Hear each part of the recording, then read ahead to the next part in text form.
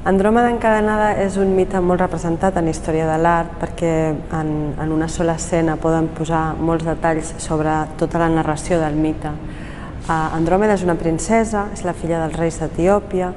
La seva mare va cometre com un pecat de supèrbia dient que era més bonica que les nereides i llavors Posidó, que és el déu del mar, es va enfadar i va enviar un monstre marí que estava assetjant el reialme. I l'oracle va dir que per sortir d'aquest moment de col·lapse, de tenir un monstre que estava posant en perill tot el seu regne, va haver d'encadenar la princesa, no? S'ha d'encadenar els innocents. Llavors es posa la princesa en una roca a la vora del mar perquè és el sacrifici que s'ofereix perquè s'alliberi tot el seu territori. I per fi arriba per això un heroi, que és Perseu, un dels grans herois de l'antiguitat. Perseu és fill de Dànae i abans d'arribar en aquesta roca on veu a la princesa encadenada venia d'una altra gesta important que era matar la Gorgona i per tant venia dels confins de la terra on hi havia la caverna on estaven les tres gorgones i ell va matar la Medusa. Per matar la Medusa va necessitar diferents eines que li havien proveït els déus i la més important era l'escut d'Atenea, que va servir perquè fes de mirall i no hagués de mirar a la Medusa als ulls perquè petrificava. Les pors sempre petrifiquen. Llavors, en el retorn amb el cavall alat, Pegàs, d'aquesta gran gesta de matar la Gorgona, es troba aquesta princesa encadenada i la salva.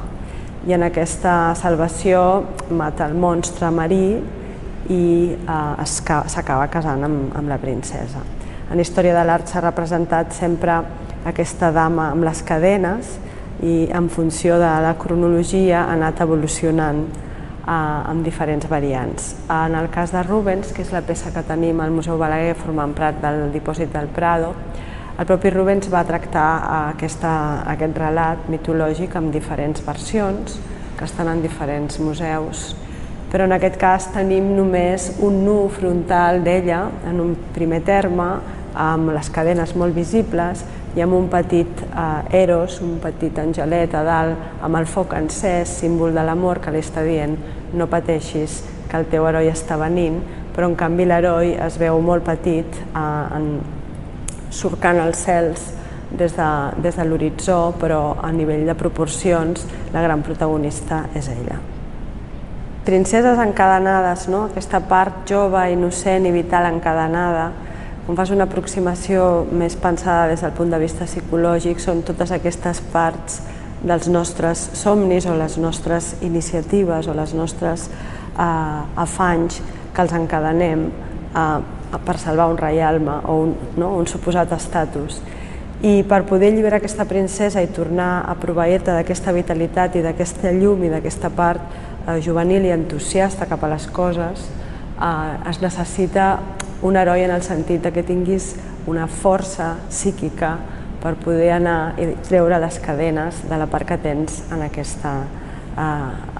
perill de que el monstre t'acabi degollant. Qualsevol monstre el pots equiparar a una depressió a nivell individual o el pots equiparar a nivell col·lectiu quan els estats o els règims totalitaris han anat menjant-se la part vital del reialme i per tant són societats amb molt poca llum.